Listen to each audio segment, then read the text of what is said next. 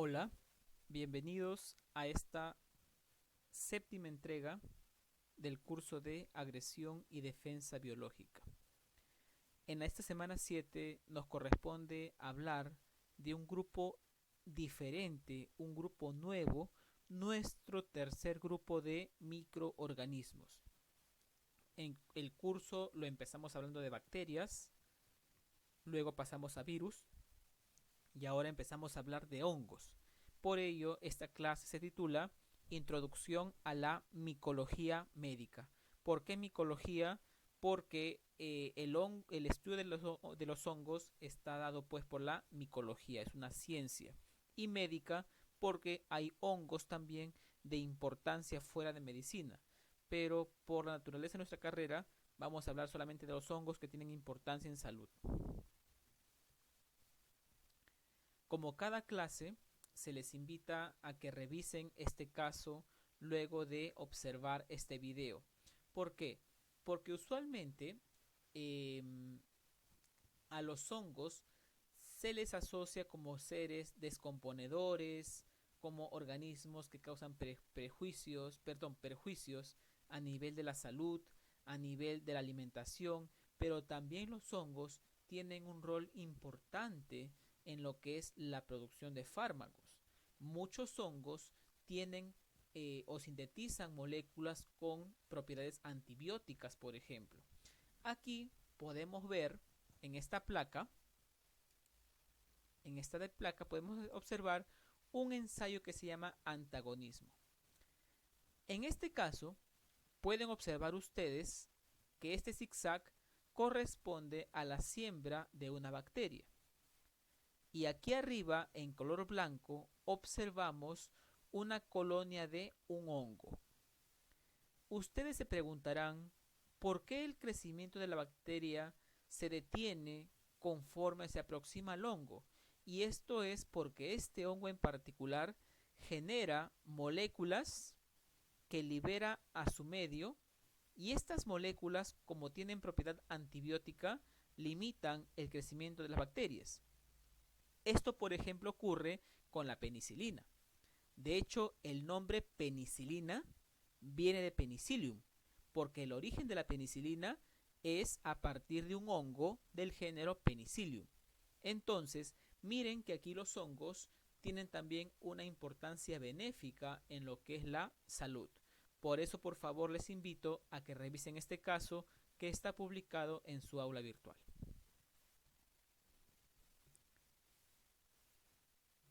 Otro impacto de los hongos es en la parte alimentaria y también en la parte de salud, porque muchos hongos tienen la propiedad de producir micotoxinas, toxinas de origen, en este caso fúngico, producidas por hongos. Y estas toxinas pueden contaminar alimentos. En este caso, esta investigación se centra en alimentos como las nueces y también el ají, que están comercializados pues de forma empacadas. Entonces, estas toxinas pueden resistir a estos procesos de empaquetamiento, por ejemplo. Y estas toxinas, una vez que la persona entre en contacto con ellas, sea por la alimentación, por ejemplo, van a causar una enfermedad de forma casi segura.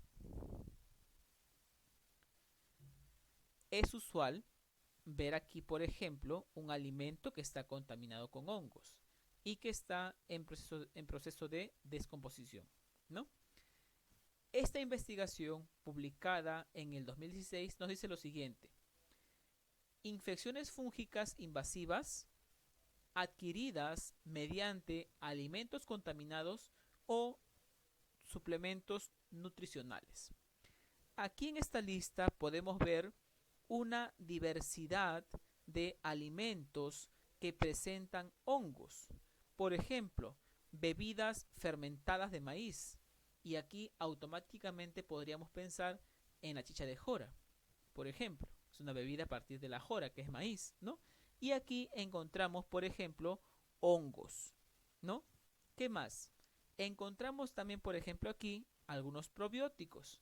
Probióticos en los cuales encontramos un tipo de hongo, ¿no? encontramos también, por ejemplo, el queso.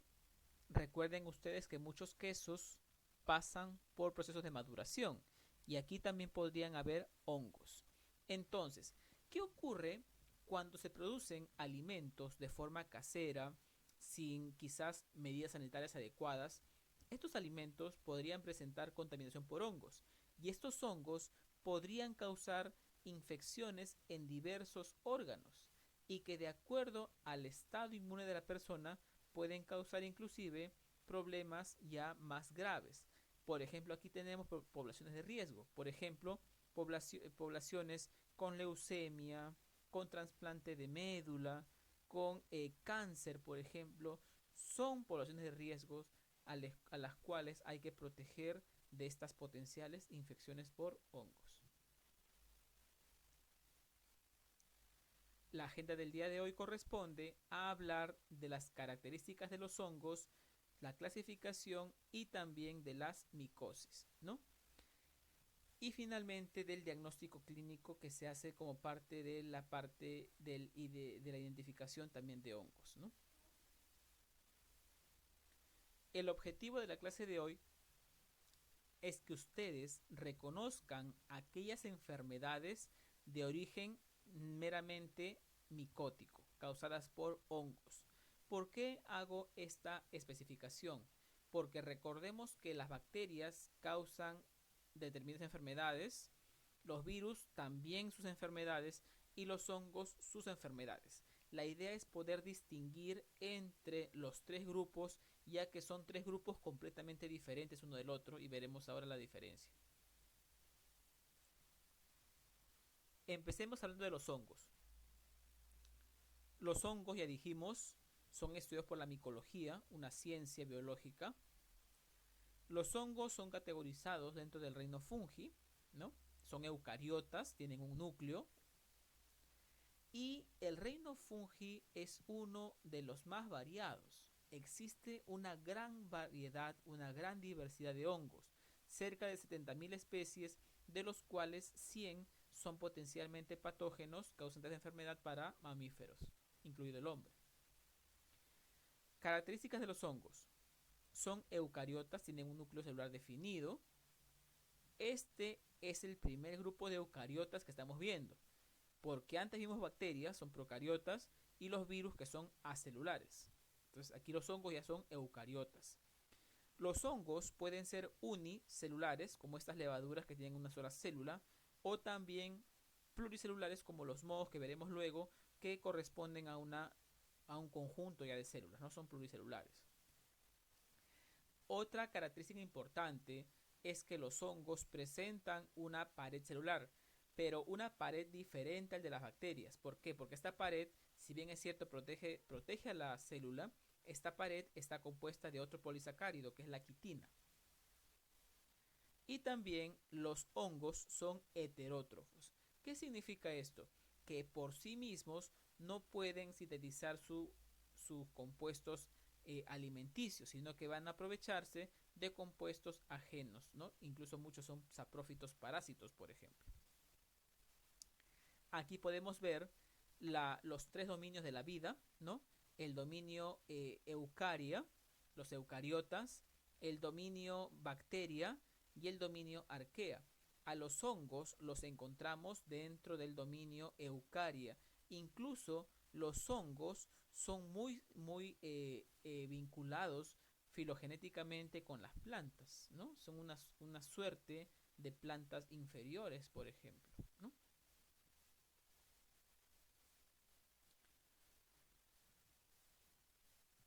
A los hongos, estructuralmente, podemos clasificarlos en dos grandes grupos, en los mohos y en las levaduras. ¿Qué diferencia hay? Los mohos son hongos, son estructuras ya pluricelulares. Están organizadas en lo que se llama un micelio. El micelio representa un conjunto de hifas, ¿no? Cuando, por ejemplo, recordamos a un pan que se ha hongueado o a una fruta, vamos a observar una estructura algodonosa, la cual corresponde a este micelio. Y cada pelillo, por así llamarlo, cada filamento, representa a una hifa, ¿no? Entonces, lo que crece en el pan es un moho, por ejemplo, el moho, ¿no? Un conjunto de hifas. En cambio, tenemos otra variedad de hongos que son las levaduras. Las levaduras son organismos unicelulares, son microscópicos evidentemente, ¿no? Entonces tenemos estos dos tipos de hongos a nivel estructural. Otra acotación importante. Los hongos por sí solos, la gran mayoría, no tienen un color, sino que, así como ocurre con las bacterias, tenemos que también teñirlos, ¿no? Por eso aquí lo ven de color azul y aquí lo ven de color morado. Hablemos de los mohos. Dentro de los mohos, ya dijimos, encontramos hifas. Y estas hifas, de acuerdo a las hifas, podemos clasificar a los hongos, a los micelios, en dos tipos. Si hay una hifa tabicada o una hifa cenocítica, ¿no? ¿Qué diferencia hay? En la hifa tabicada, yo voy a encontrar unos tabiques o divisiones, también llamados septos. Entonces, esto representa un límite visual, yo puedo ver al microscopio, una división entre las células, estos septos o tabiques, ¿no? En cambio, en la hifa cenocítica no observo estas divisiones, pareciera una estructura única, a pesar que aquí están los núcleos, ¿no? Entonces, de acuerdo a la segmentación, puedo tener hifas cenocíticas sin divisiones o tabicadas con divisiones. De acuerdo a la pigmentación, la gran mayoría de hongos, en este caso de mohos, no tiene coloración, tiene hifas hialinas. Entonces, para yo no verlas hacia el microscopio de color casi translúcido, voy a agregarle un colorante. Por ejemplo, el azul de lactofenol es el más usado en laboratorio. De esa manera ya puedo observar a las hifas coloreadas. Un pequeño grupo de los mohos presenta un color natural, en este caso un color más o menos marrón. Cuando yo observo una hifa que tiene un color natural, que no tiene colorante, se les llama hifas dematiáceas. En este caso, corresponde a un hongo con hifas dematiáceas. Y ustedes se preguntarán, profesor, ¿y por qué me importa saber el tipo de hifa o el tipo de pigmentación? Pues porque esto ayuda a la identificación del hongo.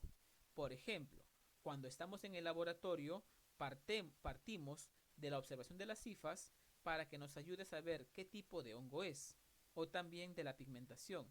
Incluso, por ejemplo, cuando se hace un análisis de orina, algunas veces los pacientes, varones o mujeres, presentan hongos en la orina. Esto significa pues una infección a nivel de vías urinarias, ¿no? Infección por hongos. Y lo que reportamos, por ejemplo, es la presencia de hifas, en este caso, o también, si fuese oportuno, la presencia de levaduras. Por eso importa reconocer estas estructuras, ¿no? Aquí les presento dos ejemplos que trabajaremos en la clase para que ustedes puedan reconocer de acuerdo a la segmentación qué tipo de hifa es y también de acuerdo a la pigmentación. Este es el ejemplo 1 para que vayan practicando y este es el ejemplo 2 para que también vayan visualizando y apliquen.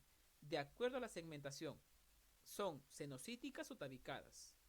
De acuerdo a la pigmentación, ¿son hialinas o dematiáceas? ¿No?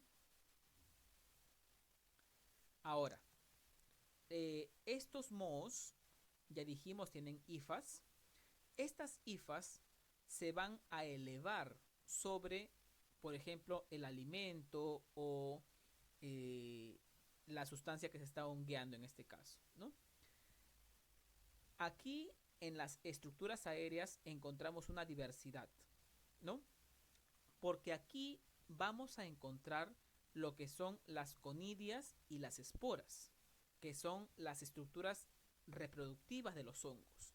Como ya les comentaba, evolutivamente los hongos son un tanto similares a las plantas.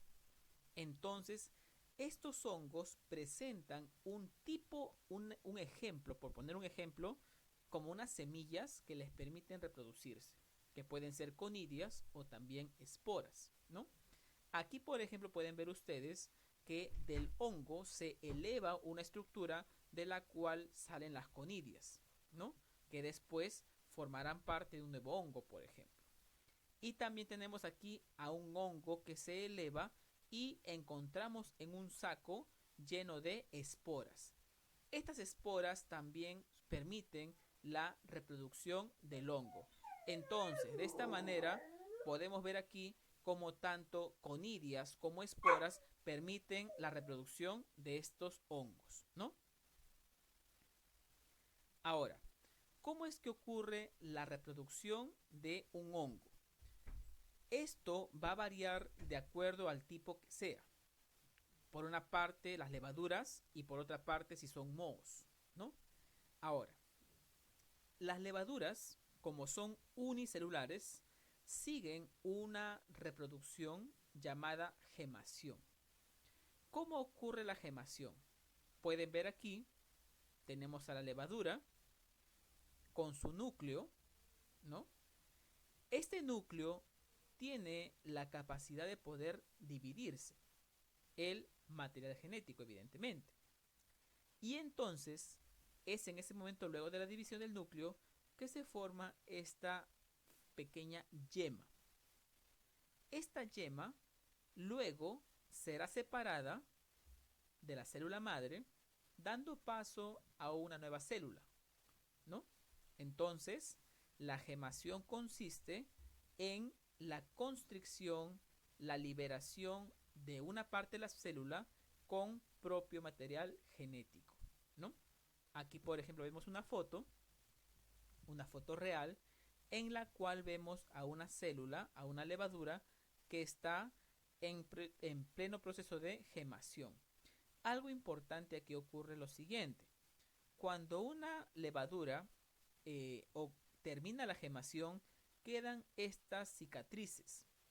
Esto significa que la levadura ya tuvo antes gemación. Aquí vemos una gemación, otra gemación y otra gemación. Son como huellas para la célula, ¿no? Y aquí también cuando termine esta gemación quedará pues esta cicatriz, ¿no? Las levaduras, cuando crezcan, ocasionalmente van a generar pseudohifas. Ojo, pseudo, porque no son hifas verdaderas, son unicelulares. Pero, por ejemplo, Cándida tiene la capacidad de poder generar hifas, que parecen hifas, pero no son hifas verdaderas, ¿no? El otro tipo de hongos, ya dijimos, son los mohos. Los mohos tienen una forma particular de reproducción, porque los mohos se reproducen mediante esporas. Las esporas incluso pueden estar en el aire suspendidas. Cuando nosotros entramos, por ejemplo, a un lugar muy cerrado, en el cual hay humedad, hay mucho polvo, pueden haber esporas en el aire. Y estas son potencialmente infecciosas también para el hombre, ¿no? Entonces, existen esporas que pueden estar fuera del hongo. Miren aquí, por ejemplo, tengo aquí la hifa y las esporas están fuera del hongo. Cuando la espora es externa, se le llaman conidias, ¿no? Aquí están las conidias, pero en cambio, algunas veces las esporas están albergadas dentro de un saco. En este caso, cuando están dentro de un saco, dentro del hongo, las esporas se llaman endosporas. Endo, dentro. Entonces, tengo aquí dos tipos de esporas: conidios externos y endosporas internos. Entonces, ¿cómo es que estos hongos, por ejemplo, aquí tenemos una conidia, este hongo, cuando ya creció, por ejemplo, en el pan, pongamos un ejemplo, o en una parte del organismo, cuando esta hifa ya se desarrolló, crece la estructura aérea. aquí están las conidias, que son las esporas externas, ya dijimos. Estas conidias, cuando alcancen la maduración, tienen la potestad, la posibilidad de poder germinar. Así como germina una semilla de una planta, similar germina una conidia de un hongo. Entonces la germinación da paso a que esta espora pueda dar paso a una nueva hifa. Y esta hifa madurará para formar un nuevo hongo. Entonces, aquí yo puedo ver una foto real de laboratorio en el cual veo a las conidias. Miren aquí, estas esferas circulares pequeñas son conidias y un hongo tiene cientos de miles de conidias. Cuando una conidia alcance un medio propio, digamos que le brinde nutrientes, un espacio, esta conidia germinará, miren aquí, para formar un nuevo hongo. Y esto ocurre en el laboratorio, por ejemplo, ¿no? Incluso cuando nosotros podemos inhalar conidias, cuando olemos cerca a un pan hongueado o un ambiente que ya dijimos contaminado, podemos inhalar conidias y estas conidias pueden incluso colonizar nuestras vías respiratorias, causando una infección fúngica y desarrollando una colonia también, ¿no? Hasta aquí hemos conversado las generalidades de los hongos. Vamos a ver el impacto en la salud ahora. Por eso hablaremos de micosis. ¿Qué es una micosis? Una micosis es una infección causada por hongos, ¿no? El prefijo mico siempre nos refiere a hongos. Entonces, las micosis podemos clasificarlas de acuerdo a la zona donde infectan y de aquí también se le otorga un nombre. Por ejemplo, dermatomicosis. El prefijo dermato, ¿a qué se refiere? A la piel, ¿verdad? O por ejemplo, onicomicosis. Prefijo ónico, uñas, ¿no? Entonces, ahí de acuerdo a la zona de infección podemos clasificarla, ¿no? Su nombre viene de ahí. Otra denominación es de acuerdo al hongo causante. Por ejemplo, aspergilosis, porque quien la causa es Aspergillus. Otro ejemplo, candidiasis. El hongo es cándida y de ahí viene el nombre, ¿no? Usualmente las micosis terminan en osis o asis, ¿no? Veremos luego. Coccidiomicosis, histoplasmosis, por ejemplo, ¿no? Ahora, existen algunos hongos que son parte de la microbiota y pueden ser oportunistas. Esto ocurre, por ejemplo, con Cándida. Cándida puede ser parte de la microbiota bucal, en este caso, pero puede ser oportunista cuando, por ejemplo, la persona, sus defensas bajan o está en una terapia, por ejemplo, para el cáncer. Las defensas bajan y Cándida puede aprovechar para causar una mayor infección. En cambio, otros hongos no están en nuestro cuerpo, sino que los adquirimos del ambiente exterior, por forma aérea o también o forma cutánea, por ejemplo, ¿no? Entonces, estamos en constante contacto con los hongos, ¿no? Cuando hablamos de infecciones causadas por hongos, tenemos 4 tipos principales de micosis. Micosis superficiales, micosis subcutáneas, sistémicas y oportunistas. En breve vamos a desarrollar cada una de estas poniendo ejemplos también, pero lo principal que hay que reconocer es que esta categorización viene dada principalmente por el sitio anatómico en el cual se desarrolla el hongo, ¿ok? Aquí tenemos un caso, un ejemplo en este esquema, en el cual, por ejemplo, una persona inhaló esporas del hongo. Este hongo llega a colonizar vías respiratorias, causando la infección. Ahora, esta infección puede dar paso a una neumonía, que puede ser sintomática o asintomática.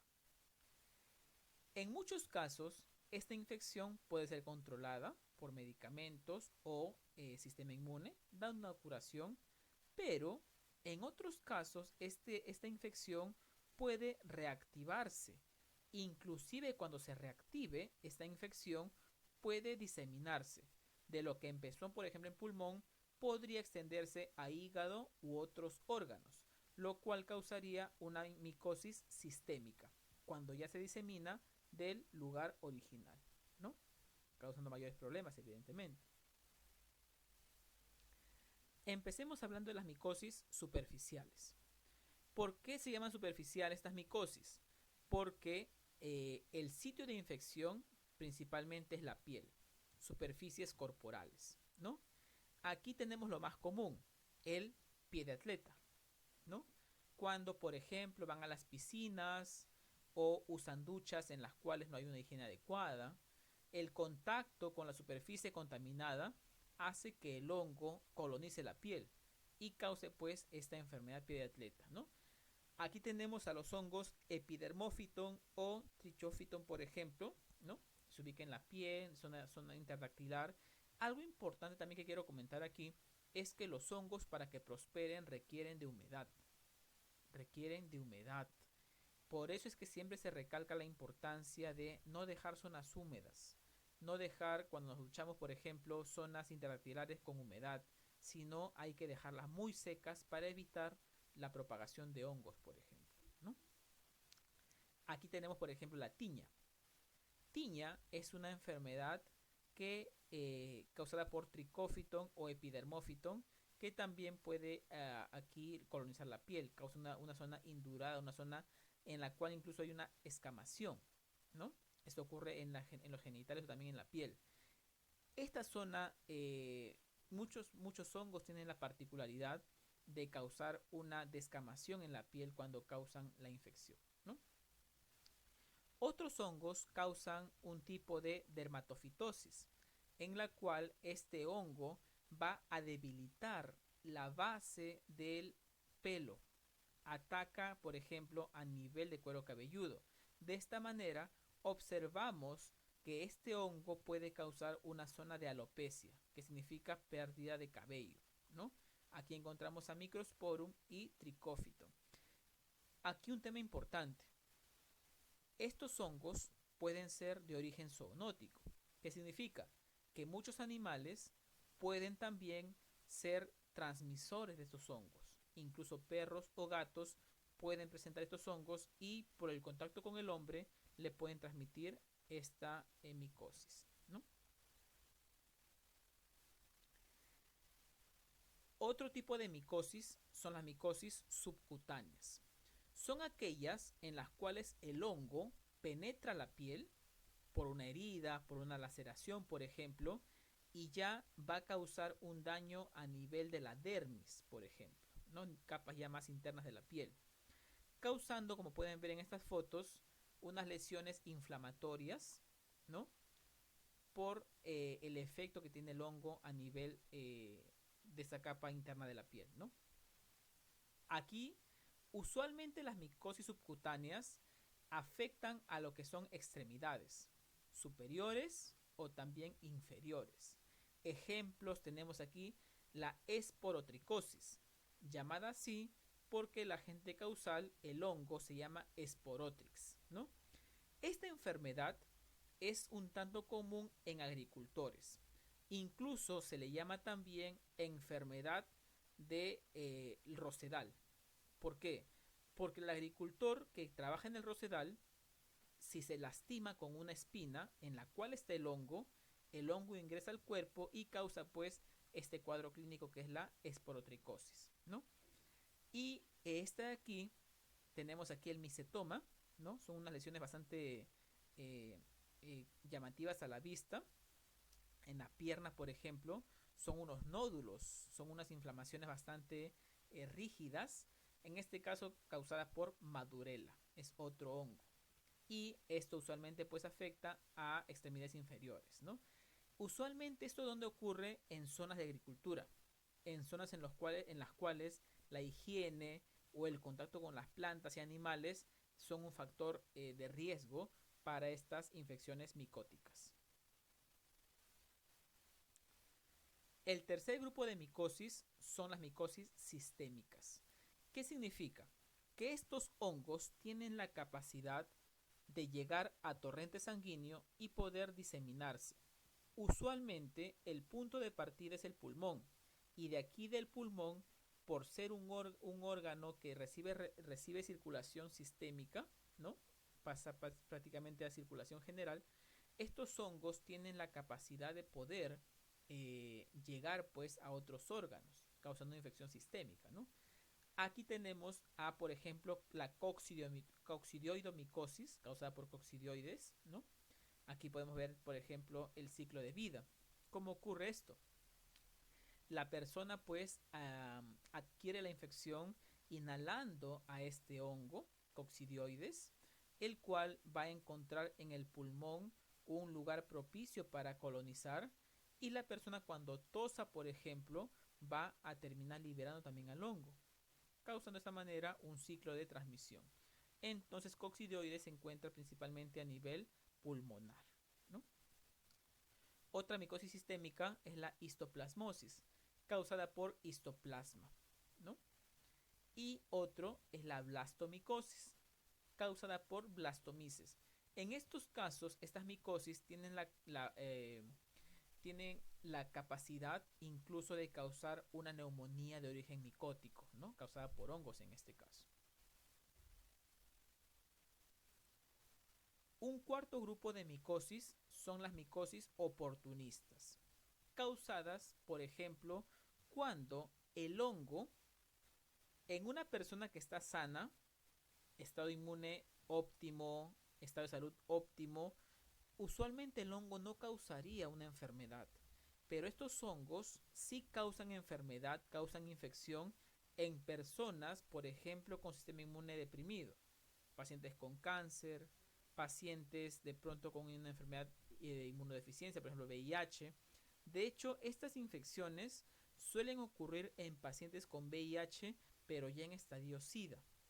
Incluso estos hongos pueden ser agentes de muerte en pacientes con SIDA, por ejemplo, que es lo que más se reporta a nivel nacional, ¿no? Aquí tenemos aspergilosis, causada por aspergillus, ¿no? Daño a nivel pulmonar principalmente.